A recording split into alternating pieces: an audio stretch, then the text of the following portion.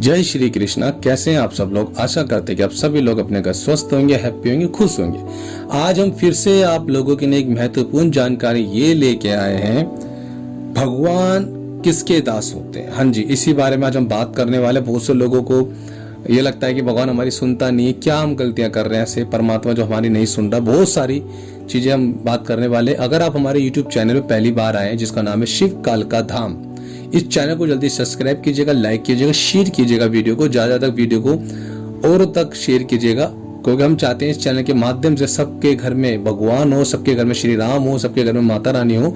इसी माध्यम से वीडियो बनाने का हमारा तात्पर्य होता है और हम हमेशा वीडियो बना के यही समझाना चाहते हैं कि परमात्मा की आपको पूजा भक्ति कैसे करनी है, कैसे आपको नाम जप करना है, क्या आपको करना चाहिए। काफी चीजें हम लोग बताते हैं यूट्यूब के माध्यम से। अगर आप को ये वीडियो अच्छी लगे तो लाइक तो जरूर करना अपने प्यारे प्यारे हाथों से, और एक बार जो भी आपको सीखने को मिले वो जरूर लिखना और जय श्री राम जरूर लिखना। तो हर बार की तरह हम क्या बोलते हैं, सभी को जय श्री राम, बोलो बालाजी महाराज की जय, बोलो अपने अपने माता पिता की जय, बोलो अपने अपने गुरुओं की जय, बोलो अपने अपने संतों की जय। कैसे हैं आप सब लोग। सभी लोग ठीक होंगे, स्वस्थ होंगे। आज हम जो बात कर रहे हैं उससे बड़े ध्यान से सुनना। एक छोटी सी कहानी है जो मैं आप लोगों से शेयर करना चाहता हूँ परमात्मा से लेके।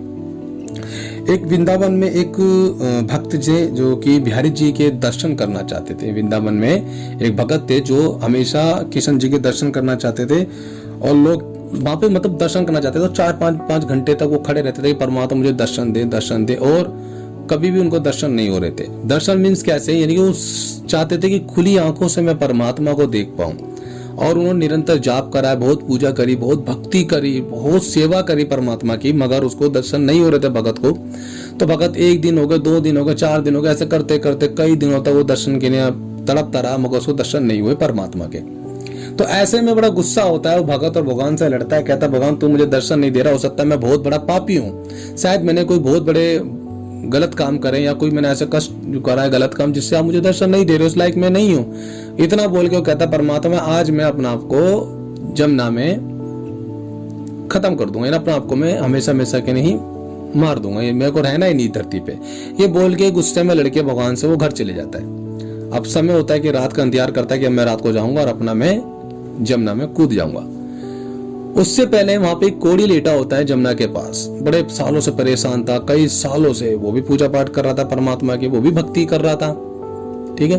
काफी सालों तक वहां पड़ा रहा और परमात्मा से दुआ करता था भगवान मुझे ठीक करो, मुझे ठीक करो। तो एक दिन क्या होता है, सो रहा होता है वो कोढ़ी और सपने के माध्यम से परमात्मा उसको दर्शन देते हैं कि आज मेरा एक भगत तेरे पास आने वाला है, उसके पैर पकड़ लियो और उससे बोलियो भाई मुझे ठीक कर दो, और वो तेरे को जैसे बोलेगा कि तू ठीक हो जाएगा, परमात्मा तुझे ठीक कर दे, तो तू उसी टाइम ठीक हो जाएगा। अब भाई वो आंख खोल के बैठ जाता है और रात भर इंतजार करता है कि अब तो कोई आने वाला है, अब कोई आने वाला। तब वो भगत जो श्री कृष्ण भगवान से वृंदावन में लड़के आ रहा था वो वहां पहुंचता है। अब वो भाई जब देखता है कि भाई यही होगा, कोढ़ी पकड़ लेता पैर, प्रभु मुझे ठीक करो, मुझे ठीक करो। कह रहा भाई तू कौन है, कहाँ से ठीक करूँ, क्या होगा तेरे को। कह रहा मुझे कोढ़ है और मैं कई सालों से आपका इंतजार कर रहा हूँ, मुझे ठीक करो।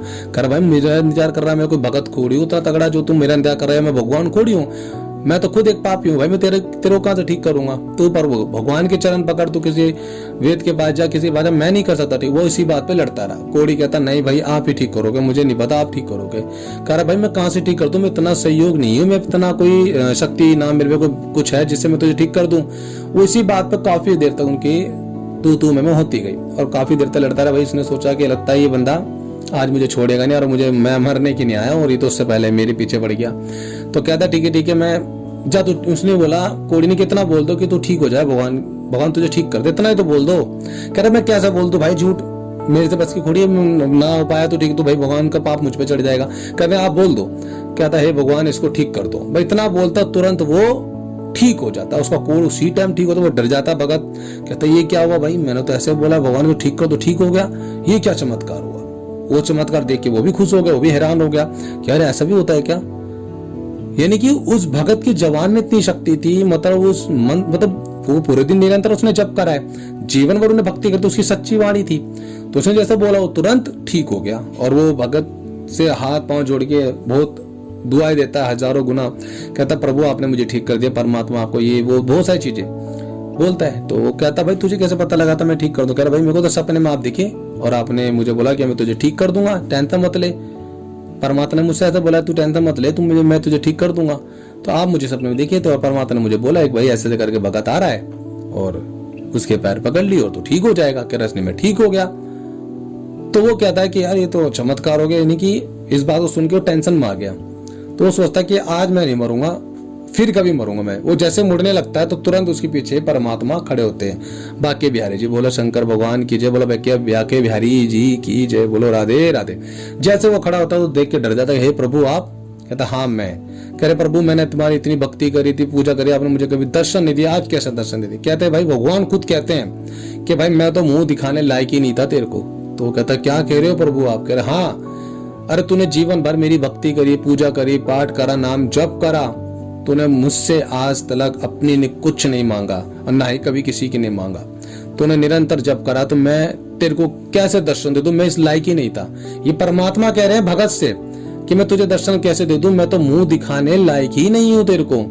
तो कहता है प्रभु ऐसा ना बोलो, आप ना होते तो दर्शन ना देते तो मैं तो मर ही जाता। कहता देख तूने कभी कुछ नहीं मांगा तो तुझे मैंने दर्शन नहीं दी, आज तूने पहली बार किसी भगत के नहीं मांगा, किसी ऐसे इंसान के नहीं मांगा जो बहुत परेशान था, वो भी मेरा भगत था, तूने उसकी नहीं मांगा कि प्रभु इसको ठीक कर दो, तूने मांगा ना तो मैंने तो दर्शन देखो मैं मुंह दिखाने लायक हूं अब कि भाई तूने कुछ मांगा तो मैं दे सकूं। तो परमात्मा क्या कह रहा है कि कभी भी आप ये मत बोलो भगवान से कि भगवान मुझे सिद्धि दे दो, भगवान मेरी दृष्टि खोल दो, भगवान मेरी दृष्टि साफ कर दो, भगवान मुझे ऊर्जा दे दो, भगवान मेरे चक्कर साफ कर दो, भगवान मेरे साथ ये कर दो। अभी नहीं भाई, आपको पूजा करनी है, बस निरंतर जप करो। आप परमात्मा को पता है कि आपको क्या देना, सही समय पे सही वक्त पर परमात्मा आपको वो चीज दे देगा। तो जैसे उस भगत को परमात्मा ने दर्शन भी दे दिया और उसी के माध्यम से वो कोड़ी भी ठीक हो गया। तो बहुत ये भगवान की ही रचना होती है, जो आप संकट भोगते हो या कष्ट भोगते हो, सब भगवान की ही लीला होती है। तो कभी भगवान से हमें ये नहीं मांगना चाहिए कि हमें ये दे दो। भगवान का नाम जप करो, निरंतर मंदिर जाओ, पूजा पाठ करो। भगवान को पता है कि आपको सही समय पे सही वक्त पे क्या देना है, ठीक है ना? तो ये चीज आप समझो। और मैं एक चीज और बता दूं इसमें कि भगत और सेवादार में फर्क क्या होता है मैं आपको बता दूं। मान लीजिए आप किसी दरबार या मंदिर में जा रहे हैं ना, आप वहां पे बैठ के पंडित अगर आपकी पूजा करवा रहे हैं ना, और आप पूजा से पहले मंदिर में साफ सफाई कर देते हैं, तो मंदिर की जब आप सफाई करते हो या कुछ भी आप वहां पे सेवा करते हो, तो वहां पर यकीन मानो आप सबसे बड़े होते, पंडित से बड़े हो जाते हो आप। क्यों? परमात्मा देख रहा है मेरे दरबार में आके काम कर रहा है भाई। तो यहाँ सेवादार जो होता है वो बड़ा हो जाता है, जो भगत होता है वो छोटा हो जाता है। यानी कैसे? आप गए मंदिर में सेवा करने, वहां पे आपने मंदिर साफ करा, लोगों को भला करा, लोगों की हेल्प करी, मदद करी, परमात्मा इस चीज से खुश हुआ। और एक वहां पंडित बैठा हुआ है, वो बस अपने पूजा पाठ करा रहा है, करा कर पीछे हट जाता है, मगर आपने वहां सेवा करी है। तो जो सेवादार होता है ना वो ज्यादा बड़ा हो जाता है, यानी कि भगत से बड़ा सेवादार हो जाता है। तो उसने मंदिर में जाके सेवा करे, और कहीं भी आपको लगता है कि सेवा करने का मौका मिलता है परमात्मा के दरबार में, तो सेवा करे, किसी बड़े बुजुर्ग की मदद करे, किसी गरीब की मदद करे, परमात्मा वो चीज देखता है ना? तो ये चीज आपको करना चाहिए।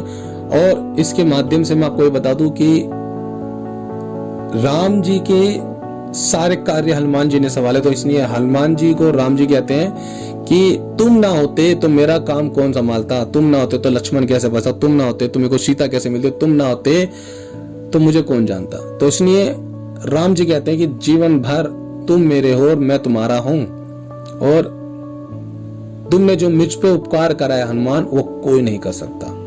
तो यानी कि परमात्मा उसी का ही दास होता है, उसी का ही दास बन जाता है जो भक्ति करता है, सच्चे मन से करता है, कभी धन दौलत नहीं मांगता, कभी दृष्टि नहीं मांगता, कभी शक्ति नहीं मांगता। तो परमात्मा क्या हुआ? वो उसका हो गया।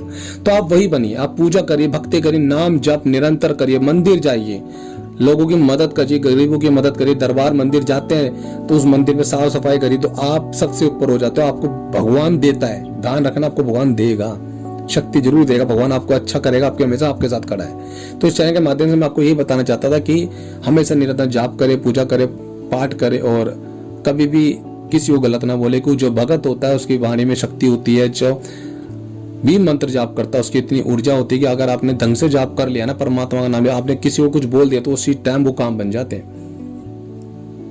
इसलिए हम भी जाप करते हैं, निरंतर जाप करते हैं, हम बहुत सोच समझ के किसी को बोलते हैं, को हमें खुद डर लगता है कि हमारे मुंह से कुछ ऐसी वाणी ना निकल जाए जो किसी को दिक्कत हो जाए। इसलिए हम जितना हो सकता है हम जाप करते हैं और लोगों का भला करते हैं। तो आपको पता होगा हमारा दरबार दिल्ली उत्तर शिव काल का धाम लगता है। आप को घर में आपको लगता है किसी को नेगेटिव एनर्जी, तो वो उस दरबार में जुड़ सकता है। हमारी और वीडियोस वगैरह देखिए आप, ये किस तरीके से हम लोगों को काम करते हैं, ठीक करते हैं। पहली बार अगर YouTube चैनल पर आए तो चैनल को सब्सक्राइब कीजिएगा, लाइक कीजिएगा, जितना हो सके वीडियो को शेयर कीजिए और अपने अनुभव जरूर लिखिएगा कि आप परमात्मा जाप करने से आपको क्या क्या मिलता है। नाम जाप मत लिखना, बस ये लिखना कि आपको क्या क्या अनुभव होते हैं और इस चैनल के माध्यम से आप क्या सीखते हैं। तो आशा करता हूँ कि आने टाइम पे ये वीडियो आपको भी अच्छी लगे और शेयर जरूर कीजिएगा और नेक्स्ट वीडियो पे हम जरूर मिलते हैं। तो सभी को जय श्री राम, जय श्री राम, जय श्री राम।